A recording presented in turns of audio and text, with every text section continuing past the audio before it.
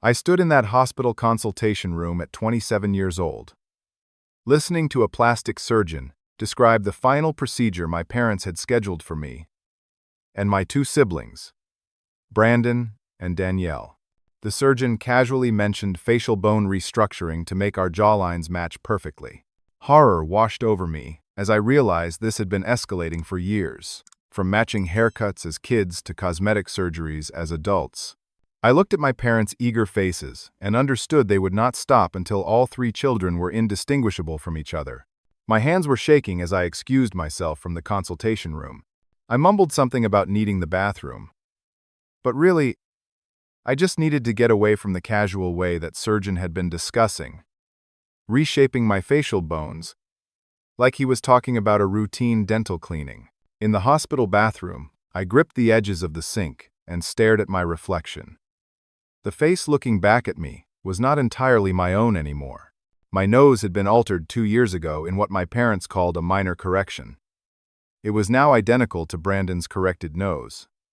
Last year, they insisted on pinning back my ears to match Danielle's. At the time, I told myself it would stop there. I was wrong.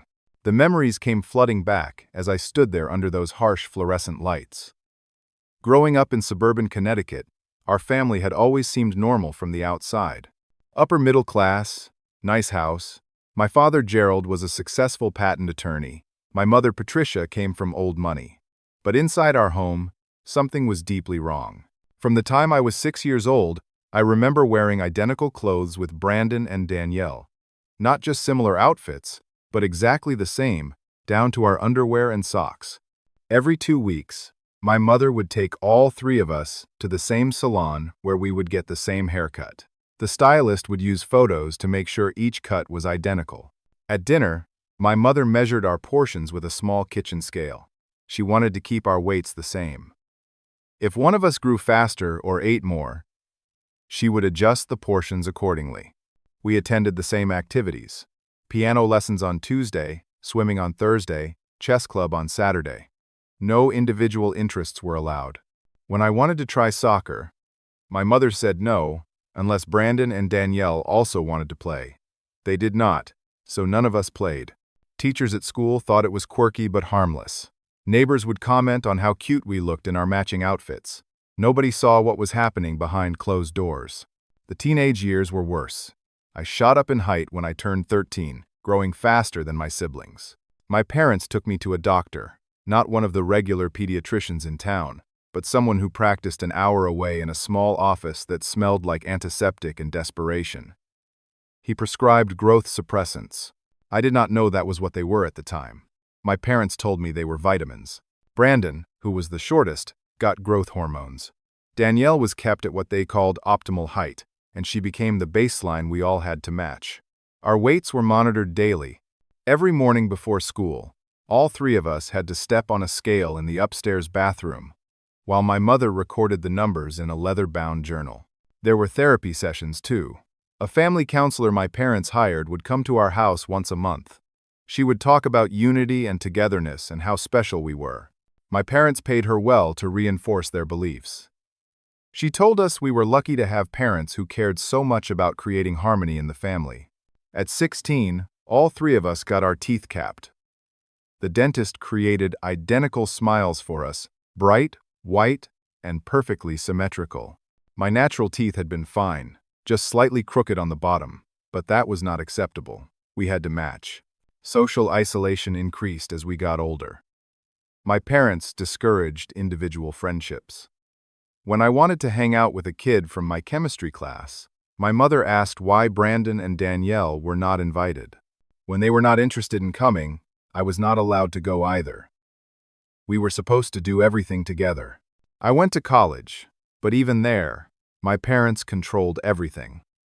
They chose my major, business administration, because that was what Brandon wanted to study. They approved my class schedule. They sent care packages with clothes for me to wear, always with a note reminding me to maintain my appearance.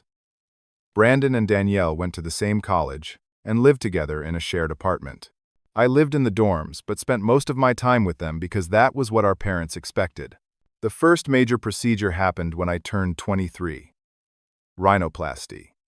My mother sat me down one evening and explained that my nose had a slight bump on the bridge.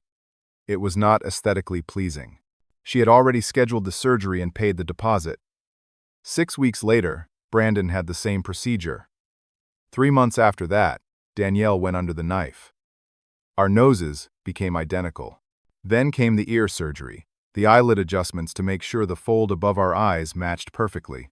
My parents hired someone they called a family coordinator, a stern woman named Helen, who scheduled our appointments, monitored our diets, and sent weekly reports back to my mother. We were adults, but we were being managed like children. Every month, we had family assessment meetings at my parents' house. They would photograph us side by side, then spend hours pointing out discrepancies. Brandon's eyebrows were slightly thicker. Danielle's hair was half an inch longer than mine. I had gained 3 pounds. These discrepancies would be noted in my mother's journal, and corrective action would be planned. My phone buzzed, yanking me back to the present moment in that hospital bathroom. A text from Brandon appeared on the screen. "Dude, did you know they scheduled the surgery for next week? They already put down deposits. We are all 3 going under the same day." My stomach dropped. I had thought this was just a consultation, a discussion about possibilities. But my parents had already decided. They had already paid. When I returned to the consultation room, my worst fears were confirmed. My parents and the surgeon were reviewing computer simulations on a large monitor. The before and after images showed all 3 of us with identical, almost artificial-looking faces. Sharp jawlines, perfectly symmetrical features. No individual character left. My mother noticed me standing in the doorway. She smiled, the kind of smile she probably thought was warm and loving. "You are going to be perfect. All 3 of you, finally perfect." The word finally hit me like a slap. After all these years, after all the procedures, we still were not good enough. We still were not perfect. "I will not do it," I said. My voice sounded stronger than I felt. The room went silent. The surgeon looked uncomfortable and excused himself, saying he would give us privacy to discuss this as a family. My father's face hardened into the expression I knew too well, that cold, controlled anger that never resulted in yelling but was somehow more terrifying because of its quietness. "Then we will stop paying your rent," he said calmly.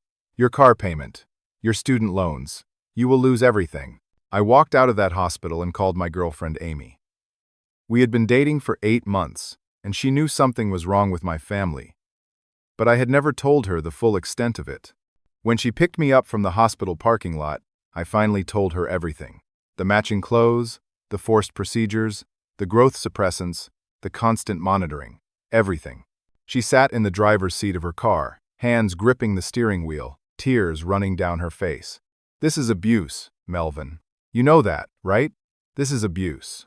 That evening, I called Brandon and Danielle from Amy's apartment. I suggested we all refuse the surgery together. Strength in numbers. Brandon was hesitant. "I am working at Dad's firm," he said. "If I refuse, I lose my job. I lose everything." Danielle was scared but agreed to stand with me. "I am tired of this," she whispered into the phone. "I am tired of not being myself."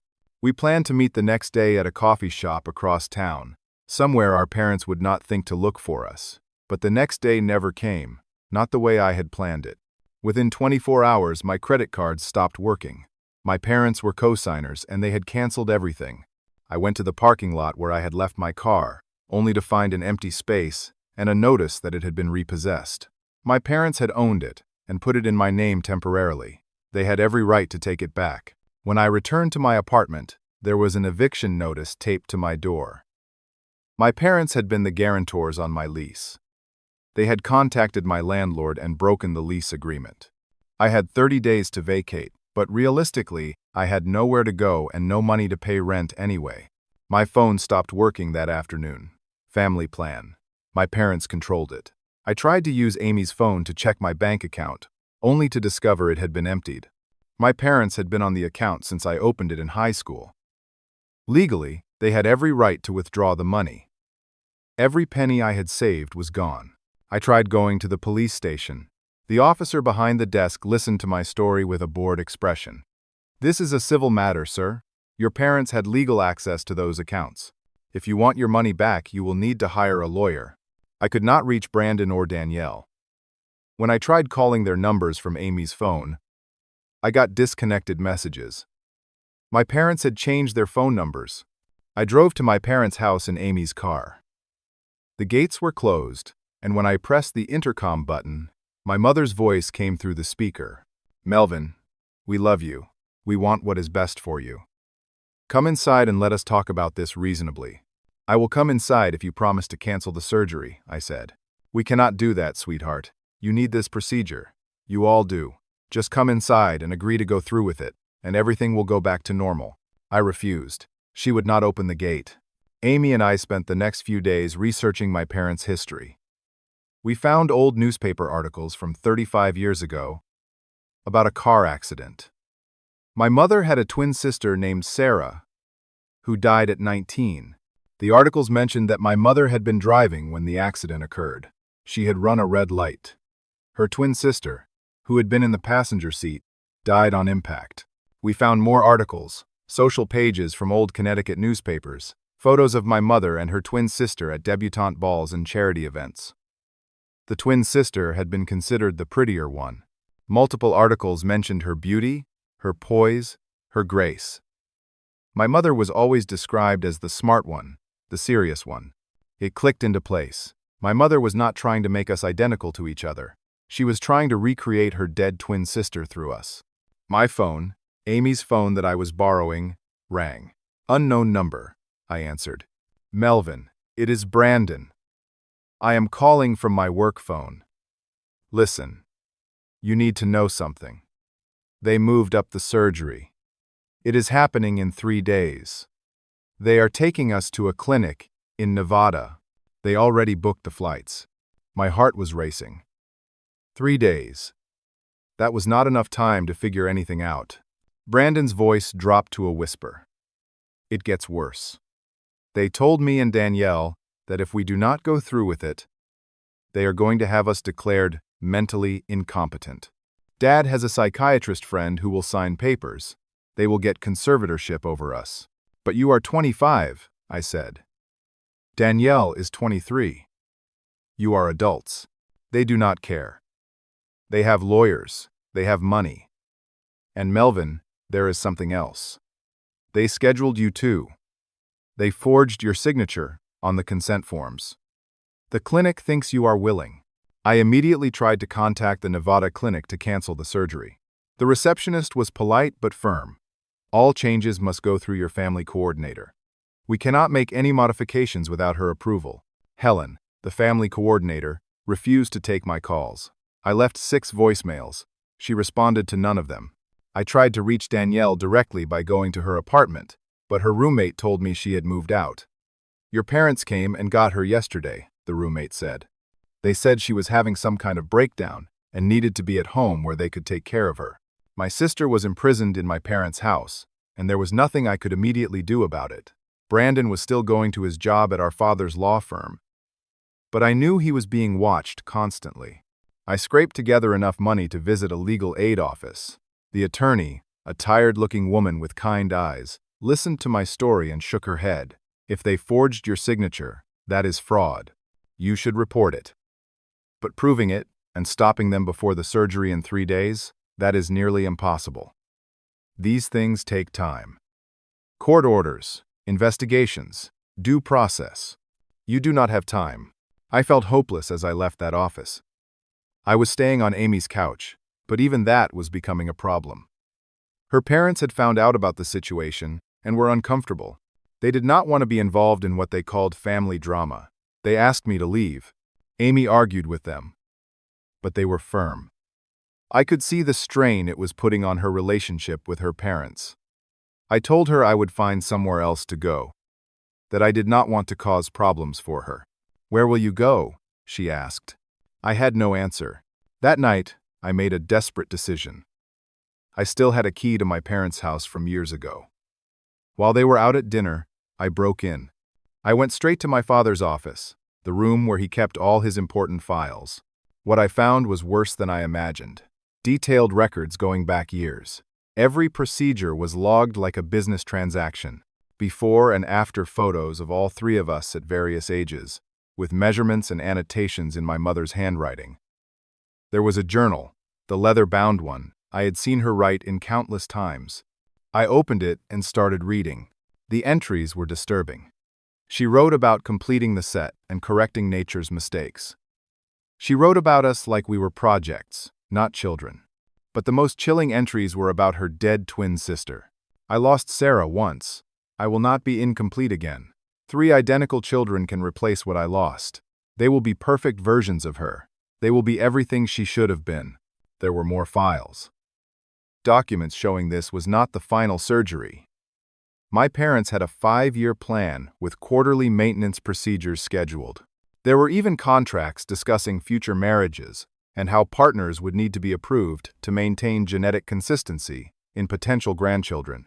Financial documents showed they had created substantial trust funds for all 3 of us. But the money was only accessible if we complied with what they called the Family Aesthetic Protocol. We were being bribed and controlled with our own inheritance.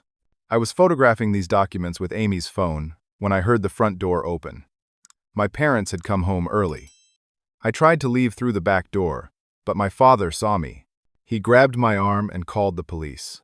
"There is an intruder in our home," he said calmly into the phone while maintaining eye contact with me. I was arrested for breaking and entering. At the police station, I tried to explain about the forged surgery documents, about my parents' plan, about everything. The officers were skeptical.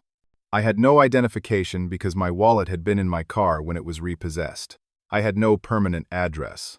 I was borrowing someone else's phone. I looked, I realized, exactly like the unstable person my parents were claiming I was. My parents arrived at the station an hour later.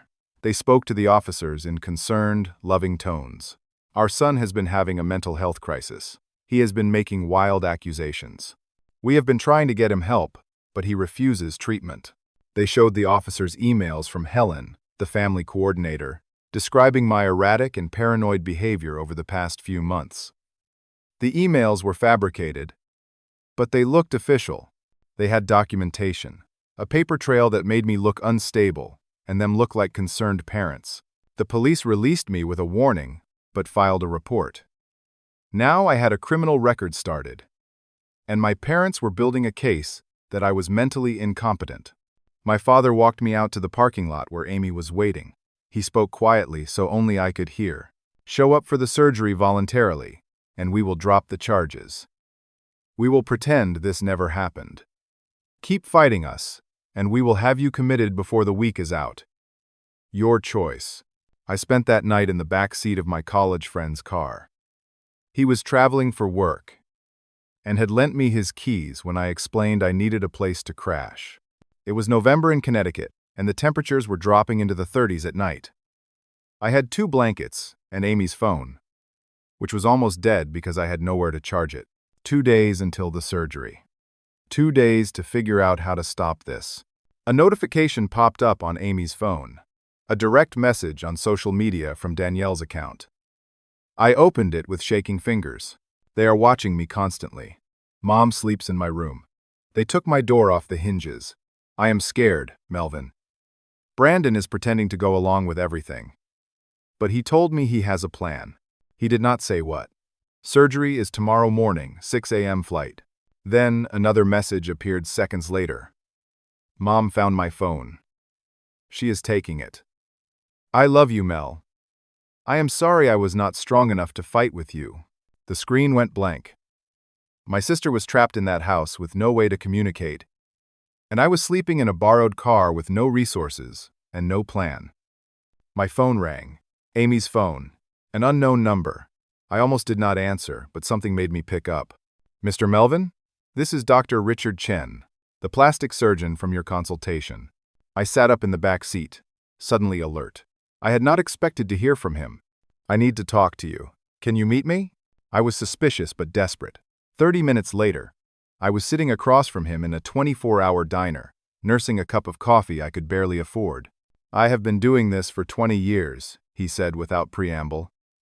I have seen obsessive parents, parents who push their children too hard, parents who have unrealistic expectations. But what your parents are asking for, it is different. It is dangerous. He explained that the bone restructuring procedure they wanted came with significant risks: infection, nerve damage, permanent facial paralysis. It was not a simple cosmetic enhancement. It was invasive and risky. He had taken the consultation to see the full scope of what they wanted, but he had no intention of performing the surgery. 3 other surgeons refused your parents before me, he said. That should tell you something. They have been shopping for someone who will do it. And they found someone in Nevada, a clinic with questionable practices and a history of complications. He slid a folder across the table. Medical documentation, peer-reviewed studies about the risks, complication rates, ethical concerns. Use this. Show the medical board, show the press. This is not cosmetic enhancement. This is mutilation. I spent the entire next day with Amy, tracking down the 3 surgeons who had refused to operate on us. The first one would not talk to me, afraid of lawsuits. The second agreed to give an anonymous statement about her concerns. The third, a surgeon named Dr. Patricia Wilson, met with me in person. Your mother tried to bribe me with $50,000 in cash, she said. When I refused, your father threatened to report me to the medical board with fabricated complaints. Your parents are not just obsessed, they are dangerous. I contacted a local news reporter who covered family and social issues. She was interested in the story but needed more. I need victims willing to go on record. Will your siblings talk? I did not know. I could not reach them. What about the doctors who refused your parents? She asked. Former coordinators? Anyone who witnessed their behavior? We had most of the day, but the surgery was scheduled for 6 the next morning. The reporter said she needed at least 24 hours to verify facts before running anything. We did not have 24 hours. I made a desperate decision. I would fly to Nevada, show up at the clinic, and refuse in front of witnesses. Create a scene. Force them to cancel the surgery for all 3 of us. It was risky. My parents might have already planned for this. They might try to sedate me involuntarily. I was booking a flight on Amy's credit card when her phone rang. Brandon's number, his work phone. Melvin. His voice was shaking. Something went wrong. They did a pre-procedure on Danielle tonight at a local clinic to prepare her facial tissue. She had an allergic reaction to anesthesia. She is in intensive care. I dropped the phone. Amy grabbed it, got the hospital name from Brandon, and drove us there immediately. When we arrived, my parents were in the waiting room, looking like concerned parents. They were good at that, looking the part. I tried to see Danielle, but the nurse said only immediate family was allowed in intensive care. My parents tried to have me removed, claiming I was not authorized family. Brandon stood up. He had been sitting silently in the corner. He is her brother. He stays. My father turned on him. Brandon, you are on thin ice. For the first time in his life, Brandon pushed back against our father. No. This stops now. Look at what you have done. Look at her. Security was called to separate us into different waiting rooms. Once we were alone, Brandon pulled out his phone and showed me something that changed everything. I have been documenting everything for 6 months, he whispered. Photos, recordings, documents. I was waiting for the right moment. This is it. I am done protecting them. In that hospital waiting room, with Danielle fighting for her life 2 floors above us, Brandon showed me evidence I never knew existed. Hidden camera footage from inside my parents' house. Audio recordings of them planning procedures and discussing how to handle our resistance. Financial records showing payments to unlicensed medical providers. Text messages between my mother and father discussing sedating us without consent. The most damning evidence was video footage of my mother practicing forging our signatures on consent forms. Over and over, she practiced writing our names until the signatures looked authentic. Why did you wait so long? I asked him. 2 years ago, Dad pulled me aside privately. He told me that if I did not comply with everything, he would handle me the way he handled his brother. I got scared. I did not even know he had a brother. So I started recording everything to protect myself. Danielle remained in intensive care for 3 days. The doctors discovered that the pre-procedure had been performed at an unlicensed clinic in a strip mall 30 minutes from our parents' house. The environment had not been sterile. An infection had developed rapidly, spreading through her bloodstream. She had developed sepsis. My parents tried to control the narrative, telling hospital staff it had been a tragic accident, that they had no idea the clinic was unlicensed. But hospital staff were growing suspicious. Why had they taken their daughter to an unlicensed clinic instead of a proper surgical center? The questions were piling up. With Brandon's evidence, I went back to the police. This time, I filed reports for specific crimes. Elder abuse of a vulnerable adult. Since Danielle had been living under my parents' control. Fraud for the forged signatures. Attempted assault for forced medical procedures. The detective assigned to our case was a woman in her 50s named Martinez. She looked at the evidence for a long time without speaking. "This is one of the strangest cases I have seen," she finally said. "But if what you are showing me is accurate, your parents have committed multiple felonies." My father immediately used his legal connections to try to get the case dismissed. He hired a crisis management team to control their public image. My mother went on social media, posting old family photos with captions about how being attacked by her own children was breaking her heart. They claimed Danielle's infection came from her own poor hygiene, that they had warned her about using unlicensed facilities, but she had gone anyway. They threatened to sue Brandon and me for defamation. My father filed for a restraining order against both of us, claiming we were harassing them.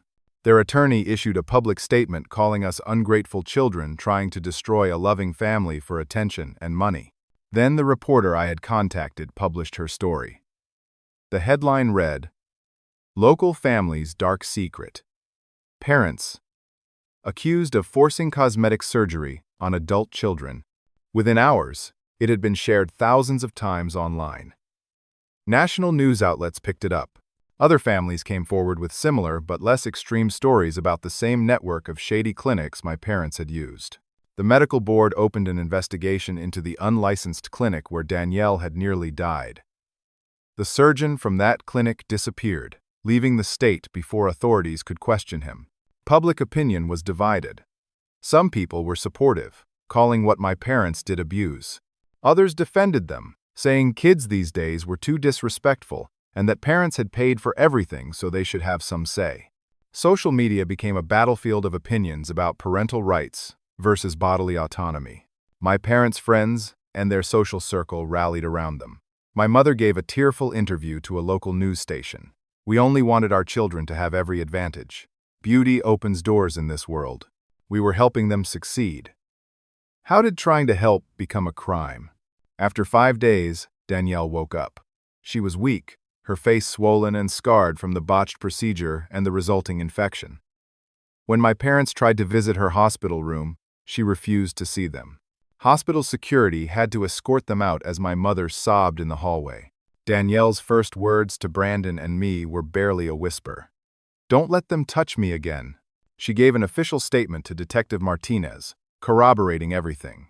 The hospital granted Brandon and me temporary medical power of attorney after nurses reported that my parents had tried to authorize corrective surgery while Danielle was unconscious.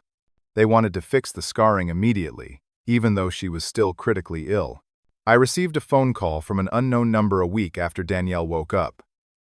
A woman's voice, professional and cautious. "Mr. Melvin? My name is Dr. Helen Strauss.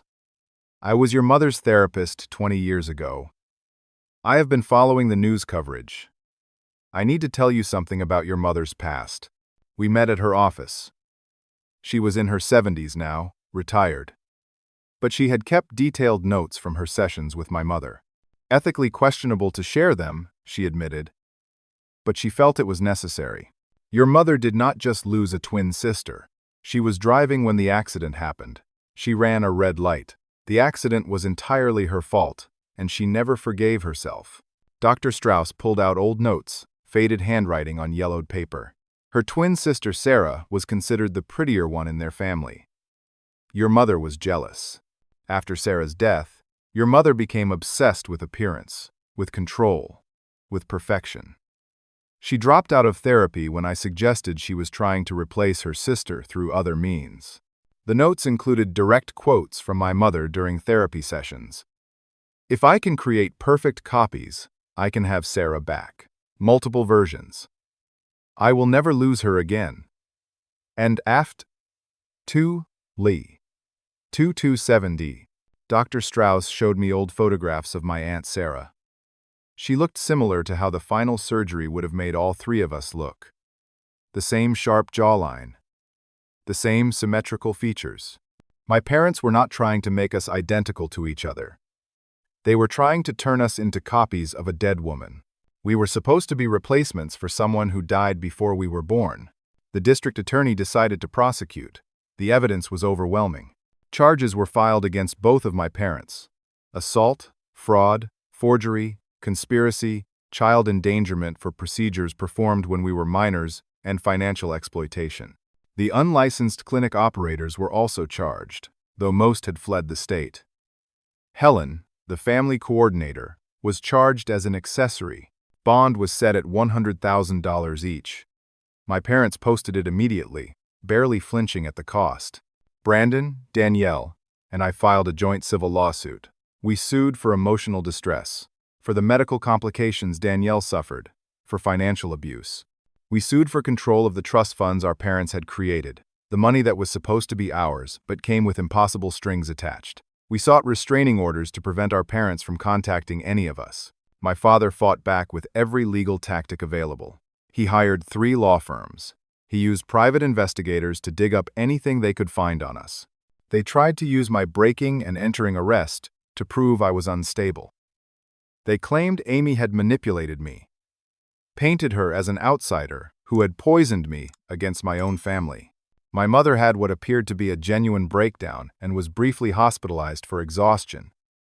But when she was released, she became even more aggressive in the media. She gave interviews painting herself as a victim, a mother whose ungrateful children had turned against her after she had given them everything. My parents sold the family house and liquidated assets, supposedly to pay legal fees, but we suspected they were hiding money. They drained the trust funds before the court could freeze them, transferring hundreds of thousands of dollars to offshore accounts. Danielle faced months of recovery. She needed additional plastic surgery to repair the damage from the botched procedure and the infection. She was traumatized, waking up screaming from nightmares. Brandon lost his job at our father's firm, obviously. He struggled to find new work because our father had connections throughout the legal community in Connecticut. Amy and I nearly broke up under the strain. We loved each other, but the constant stress was too much. We went to couples therapy and barely held on. All 3 of us siblings started individual therapy as well. We supported each other, but the trauma created tension between us too. Sometimes we snapped at each other over small things. Sometimes we could not bear to be in the same room because being together reminded us of what our parents had tried to do. The extended family took sides. My mother's relatives, wealthy and influential, publicly defended my parents. They cut us off financially and socially. Some distant relatives privately told us they supported us, but would not say so publicly. They were afraid of being ostracized from the family. My father's family was divided. One uncle, Gerald's older brother named Thomas, came forward. He testified that Gerald had always been controlling and manipulative. Gerald did the same thing to his younger brother, Thomas told investigators. He tried to control every aspect of his life. His brother moved to Australia 30 years ago to escape him. During discovery, my parents' attorneys found evidence of Brandon's hidden documentation. They tried to use it against him, claiming he had been spying on his own parents and clearly had trust issues. That was when Brandon revealed the truth about why he had started recording. 2 years ago, Dad told me privately that if I did not comply with everything, he would handle me the way he handled his brother. I got scared. I started recording everything to protect myself. This revelation led investigators to dig deeper into my father's past. They discovered that his younger brother had not voluntarily moved to Australia. My father had him involuntarily committed to a psychiatric facility 30 years ago. The brother had eventually escaped and fled the country. A private investigator tracked down the brother, a man named Paul in his early 60s, living in Sydney. He agreed to testify via video conference. Gerald destroys anyone who does not submit to his control. I have not spoken to my family in 3 decades because of him. He had me institutionalized because I refused to work at his firm. He told the doctors I was delusional.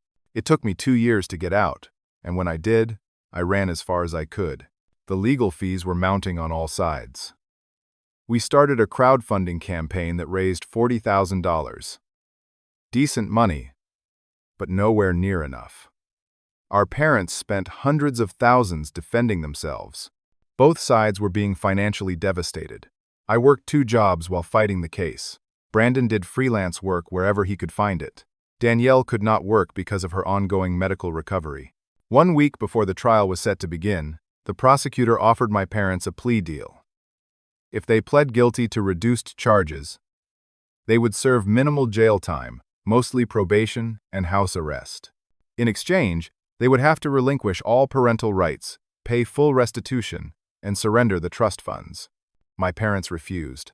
We will not admit we did anything wrong. We loved our children. We were helping them. Their attorney advised them to take the deal. The evidence was overwhelming. Any jury would convict them. But my father fired that attorney and hired a new one, a man named Richard Blackwell who was known for aggressive, scorched earth tactics. Blackwell's strategy was simple. Put the children on trial. Make the jury believe that Brandon, Danielle, and I were lying for money and attention. Claim Danielle's medical crisis was self-inflicted to frame our parents. Prepare a character assassination so thorough that we would be destroyed. My mother gave another interview. My children are strangers to me now. I do not know what happened to them. We gave them everything, and they invented these horrible lies. Blackwell sent a message through official channels. Drop everything, or we will destroy you in court. Every embarrassing moment, every mistake, every secret from your past will come out. We will make you wish you had never started this fight. The trial began on a cold Monday morning in March.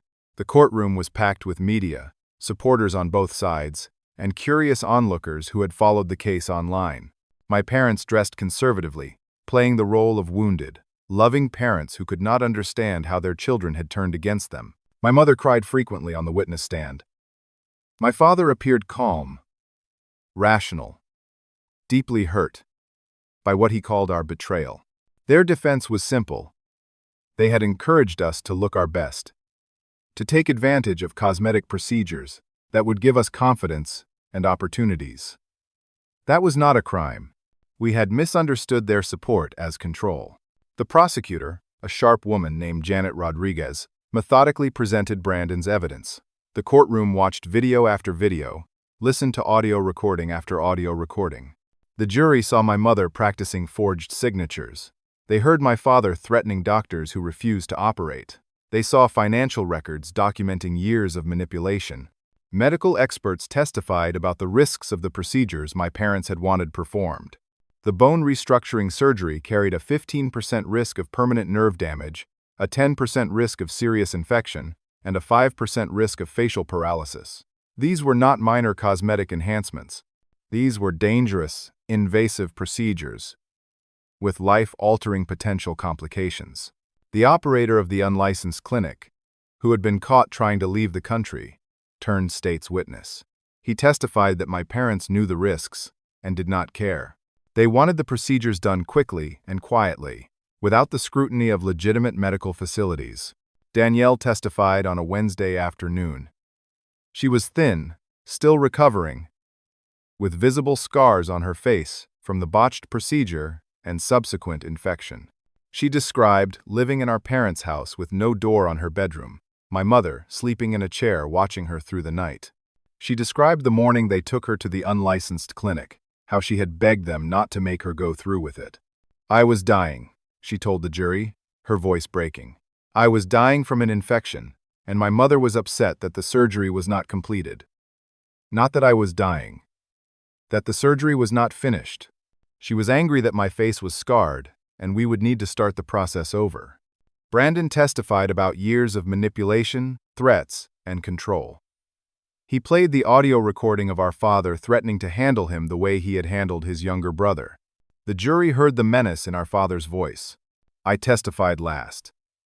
I told them everything, chronologically, from the matching clothes, at age 6, to the forced growth suppressants, to the cosmetic procedures.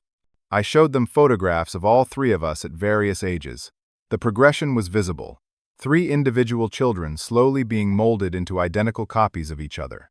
Blackwell, my parents' attorney, tried to tear us apart during cross-examination. He painted us as entitled and ungrateful. He questioned our motives, suggesting we wanted control of the trust funds for ourselves. He brought up my breaking and entering arrest, tried to make me look unstable and criminal.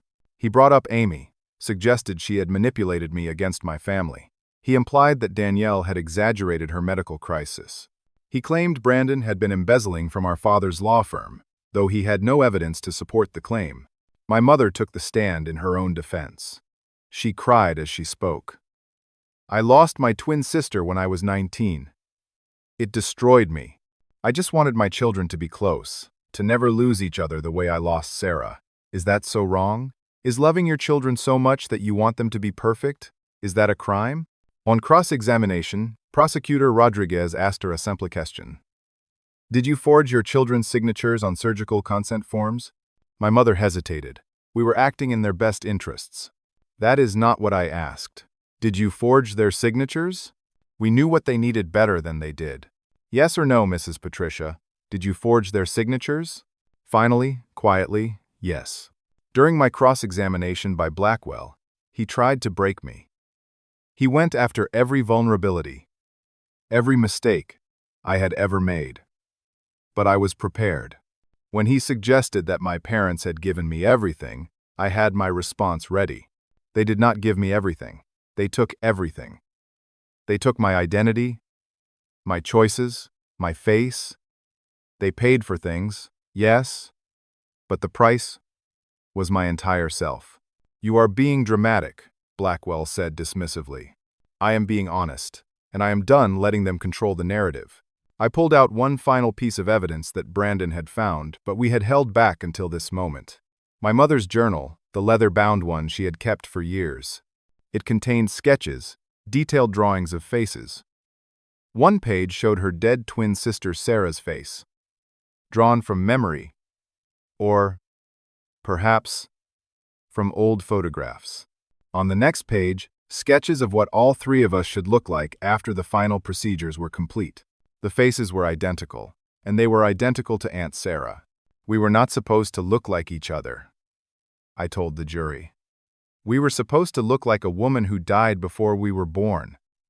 We were supposed to be replacements for someone we never knew. The journal was admitted into evidence.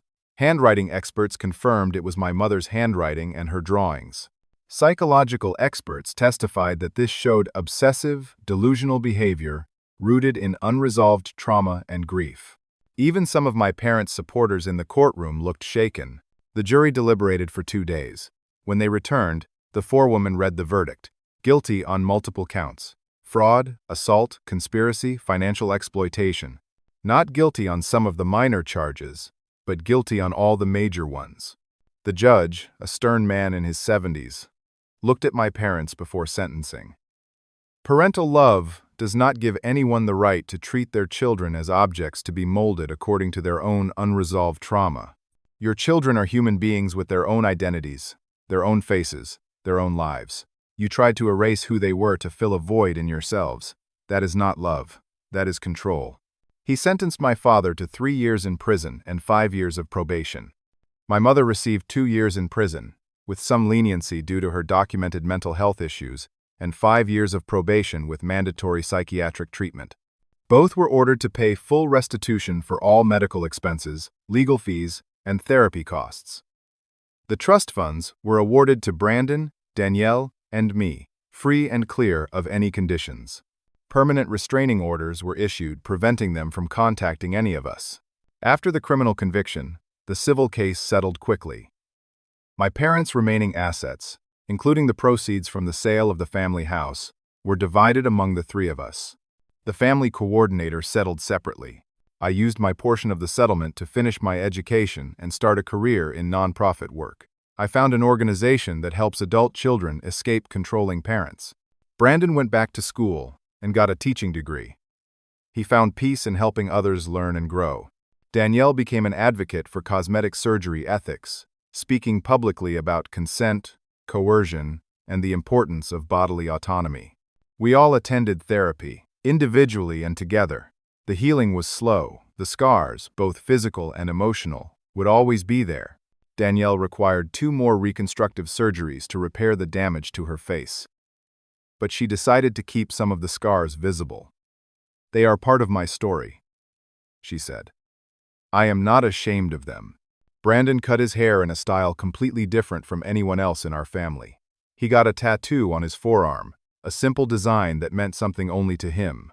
It was his first act of pure individual choice in his entire life. I grew a beard, something my parents had never allowed. I looked in the mirror and barely recognized myself. That was the point. 3 years after the trial, Amy and I got married. It was a small ceremony, just close friends and my siblings. Amy's parents were there too. They had eventually come around, apologizing for not supporting me when I needed it most. I forgave them. Forgiveness had become important to me, not for others, but for myself. As I stood at that altar, I looked at Brandon and Danielle in the front row. They were dressed in clothes they had chosen themselves. They looked like siblings, certainly. We had similar features, the same eyes, the same general build.